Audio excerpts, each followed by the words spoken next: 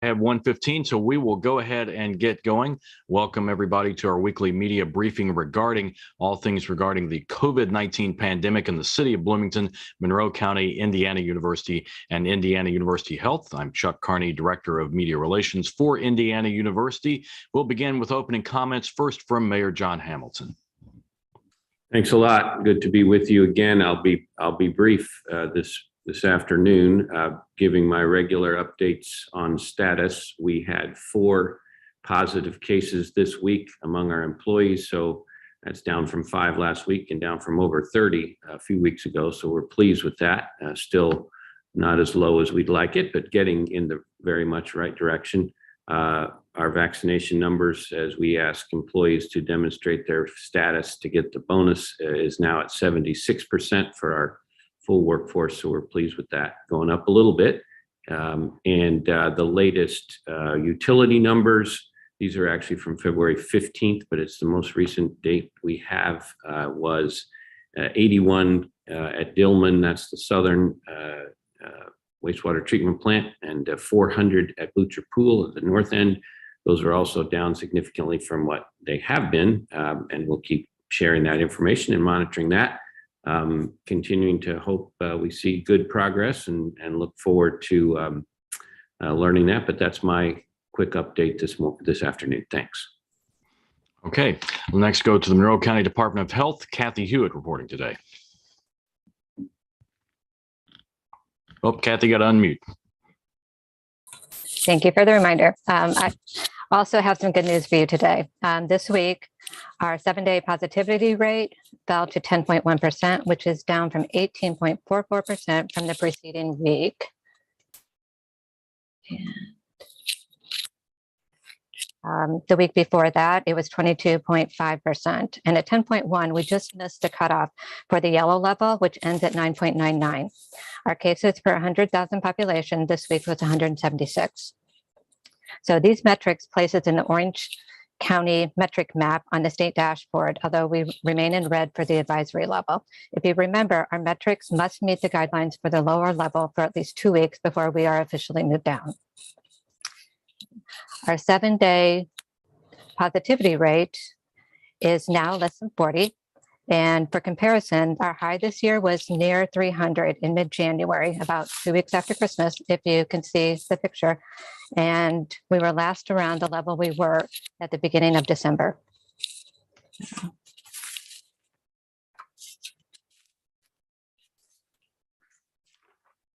So the County Board of Health will meet next Thursday on March 3rd at 4:30 p.m. The meeting will be held on Zoom and is open to the public. Information on how to attend the meeting is available on the Monroe County government website.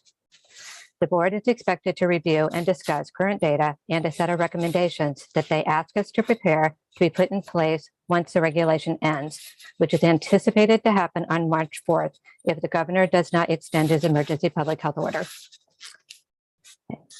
The CDC recently released updated guidance on interval changes for the primary series for the mRNA vaccines this week. New data indicates that some people aged 12 to 64, and especially males aged 12 to 39 years, would benefit from getting their second mRNA COVID vaccine 8 weeks after the initial dose. They found that extending the time between the primary vaccine doses may help increase how long the protection lasts against COVID, and it may also lower the small risk of myocarditis and pericarditis, or swelling around the tissue of the heart, which has been associated with mRNA COVID vaccines, mostly around adolescent and young adult males. The shorter interval, or the initial interval, between the first and second doses is still the recommended interval for those who are moderately or severely immunocompromised, those adults who are 65 years and older, and others who need rapid protection due to increased concern about community transmission. Booster doses are still supposed to be a minimum of 5 months after the second dose of vaccine, and Pfizer for ages 5 to 11 is still a minimum of 3 weeks in between the first and second dose. So with the number of cases falling statewide, the Indiana Department of Health has made changes late last week regarding their COVID response policies. IDOH is no longer doing contact tracing, and the center has been shifted to a guidance and information center. And there are several reasons for this. First, the highest risk of transmission to others occurs prior to symptom onset and during the first few days of symptoms. And this is often too early for contact tracing when it gets involved. And with Omicron, there have been a large number of asymptomatic cases and less severe cases, and many of the cases were not captured by the state and local levels. This is because some individuals were asymptomatic, so they didn't get tested, and many used an at-home test, and so the test results didn't get captured as well. So with this, individuals who are positive for COVID have a responsibility for notifying their close contacts. If they want to do it anonymously, there is an app they can use, and there's almost an app for everything these days. It is www.tellyourcontacts.org, so they can send confidential or texts or emails. This new guidance from the state also created changes for schools. So IDOH is no longer recommending contact tracing or quarantining in the schools. And schools no longer have to report cases on an individual basis. The only schools that will still be required to report are those who continue to do in-school rapid COVID testing that use the IDOH CLIA waiver. Case follow-up in the schools will become similar to many other diseases in that follow-up will be based on clusters and outbreaks. Schools are to notify the local health department when absenteeism for COVID reaches 10% for illnesses that are similar to that, or if there is a concern. This compares to 20% for an absenteeism for regular disease. Students who test positive for COVID will continue to isolate for 5 days and can return on day 6, provided that the symptoms are resolving and they have not had a fever for 24 hours without the use of medication. And they should wear a mask from day 6 through 10. So far, there have been no changes to the federal requirements for masking on public transportation. So masks are still required for those using public transportation, including buses and airplanes, et cetera. That includes public and private buses, like school buses. So all of these changes, along with the anticipated changes to our health regulation, has led to a lot of questions. Schools still have leeway and may continue to set requirements for mask in-school reporting and for testing. Businesses also have leeway and can require masks for people entering their businesses. Some schools may be moving to mask optional policies quickly, and some may ease into it. Either approach is fine, and we support all the schools in determining the approach that works best for their population. It will take time for all the new adjustments. Removing a mask requirement does not mean that masks aren't needed or required at all. They do have value, and there will still be people who need to wear them and times when they should be worn by most of us. We basically should assess our risk at each situation we enter and determine what we are going to do after that. COVID vaccinations continue to be available at the local public health clinic on Miller Drive, pharmacies, doctor's offices, and at mobile clinics throughout the Indiana. And for testing, our Gravity COVID testing hours have been changed and are now Monday through Friday. On Monday, they're open 8 to 4, and on Thursday, they're open 10 to 6. The last day for the Indiana Motor Speedway is tomorrow, and they're open from 8 to 12.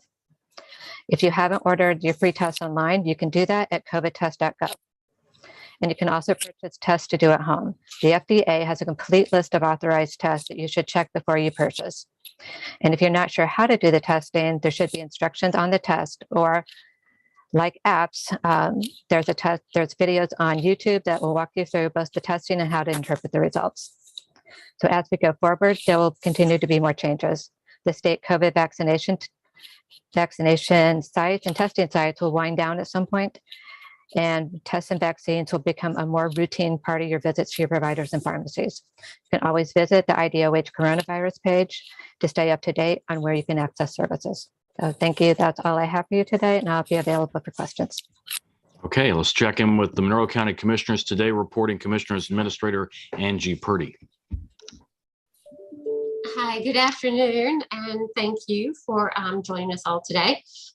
Monroe County has made $200,000 available in township assistance, and this is direct funding that is available for residents who need assistance with rent, utilities, or basic necessities as a result of COVID-19. If you need assistance, please contact your township trustee.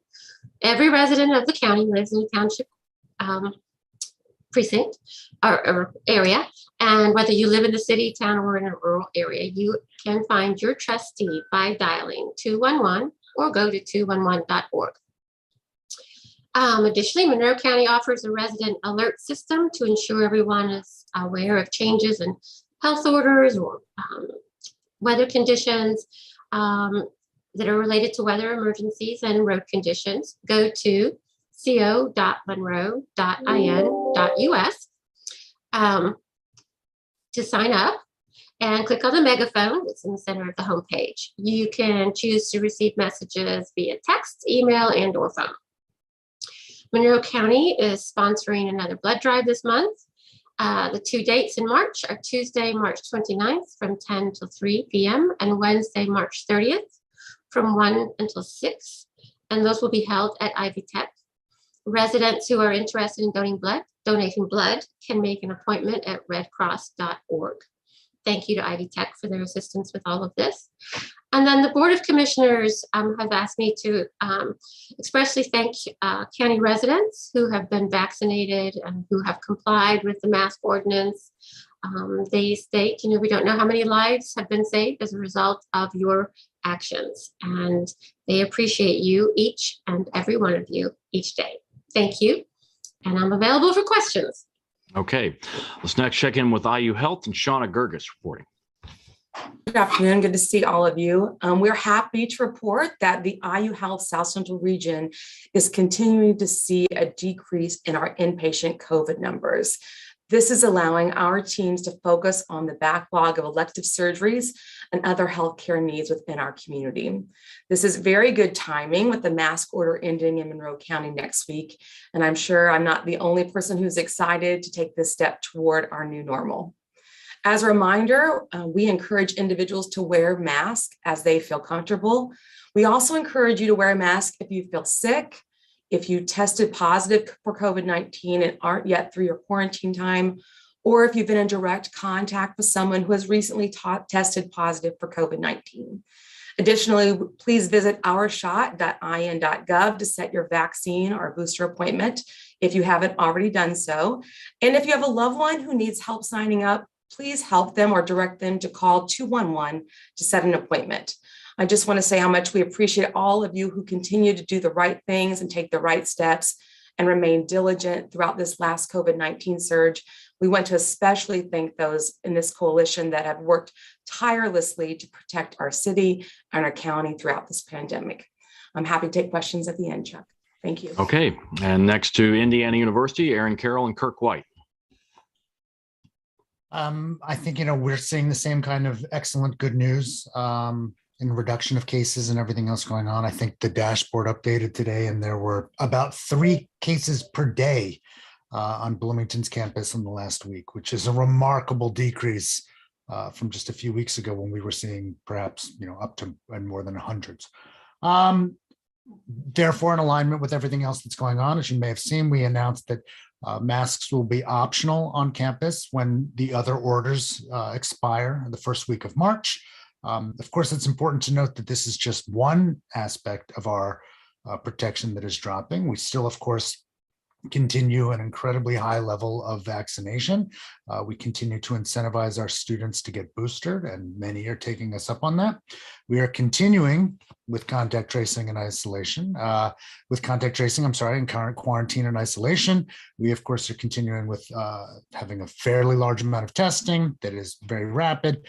And so this is just one layer of our protection scheme that is going optional beginning when everything else happens in March.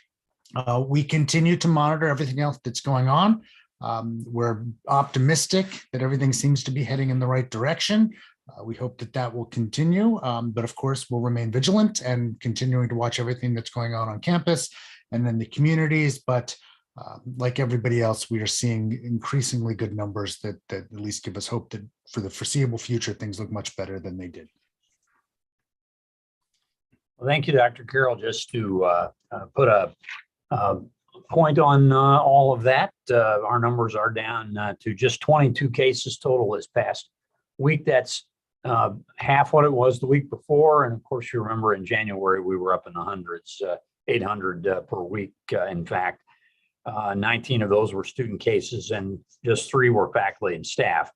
As Dr. Carroll mentioned, we'll be going to masking optional on the 4th.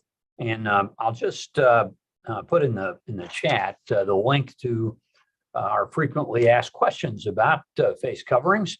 If anybody would like to reference that, it goes into great detail about the specifics. For example, masking, of course, will still be required at mass transit facilities and buses. That's a federal regulation. And as Dr. Carroll mentioned, when there are regulations that are above and beyond ours, of course, we'll expect folks to be able to honor that as well. So for the TSA regulation on mass transit, that's still in effect till March the 18th. And so folks need to pay attention to that. We're not sure whether TSA will extend that or let that expire. Also, this week, I'll put a note in here about our incentive program. To get your booster, students will get $20 of Crimson Cash put into their accounts when they get their booster, and then report it through our website. And I've got the link in there for that. That's all live now, and students are getting that incentive deposited into their accounts. So we're on a really good path, and good news this week, and hope that we'll continue along that path. Ready for questions. All right, thanks, Kirk. And we are ready for questions. We just don't have one at the moment. So I'll give it a moment to see if anyone does have a question to ask here, and we'll be happy to entertain those. Again, as Kirk and Dr. Carroll mentioned, March 4th is the mask optional date for Indiana University campuses, and that is a week from today as we look at the calendar. So again, waiting for some questions. Happy to take any that you have. I'll do my standard vamp and plug our own place, which is covid.iu.edu for all information regarding the COVID-19 pandemic at Indiana University. There we have links to Dr. Carroll's excellent answers on the Ask Erin webinars that we do every Wednesday. So you can check in there and see the archive versions of those, and also sign up for future ones. This could be a first where we have had literally no questions, because you all have been so brilliant in answering everything off the top in the opening statements. So may just prove the adage that no news is good news at this point. So let's hope we keep it that way. So I am going to, just out of an abundance of caution, hang on just a moment longer. I may just sit and stare at the screen for a moment. Here we go. I knew Dave Askins would come through. So Dave has a question from the B Square Bulletin that states, dashboard has a note saying positive results are being reported for the day the specimen was collected. I thought that's the way they had always been reported that way. And he's throwing that out to anybody who might have some insight on that. You're talking about the IU's dashboard or the state? No, state dashboard. I mean, that's how IU has always reported it. I would think that's how the state's always reported it, because that is the date that everybody can be sure of. So I think that's what they've always done, but I don't know for sure. That may just simply be a clarification notation because they may have been asked.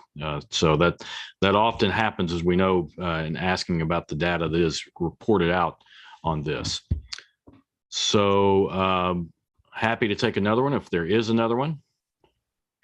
If not, we can enter into the weekend early. And that's it. Well, here we go. Here's one question. I'll direct this to Mayor Hamilton's and for the future of the news conferences. Dave Askins asking any thought to transitioning to regular news conferences, same actors dedicated to other topics that may be defined well enough in advance that the public could formulate questions. This group was volunteered for these regular sessions, and I don't know if anybody wants to volunteer for some different ones, but it's a fair question. I don't know if Chuck would volunteer or anybody else, but we always enjoy getting those kind of questions. But I think my guess is this group is it's assembled and focused on this issue, and it's been effective that way. And I don't know how long we'll keep doing it, but maybe that's a good question for all of us that we meet weekly. on Wednesdays, of course, and discuss that. And I expect that'll be a topic of our upcoming Wednesday meetings too. Yeah, and I would just say this, as far as this particular news conference, we have a pretty good proof of concept here, and we have done this pretty well over now 2 years. And so I just as the person who really doesn't do a lot of the work on this, I'm just sitting here handing over to you guys. It's been seamless and in that regard. And so if, I would say that if we needed to do something for some other circumstance, we certainly could.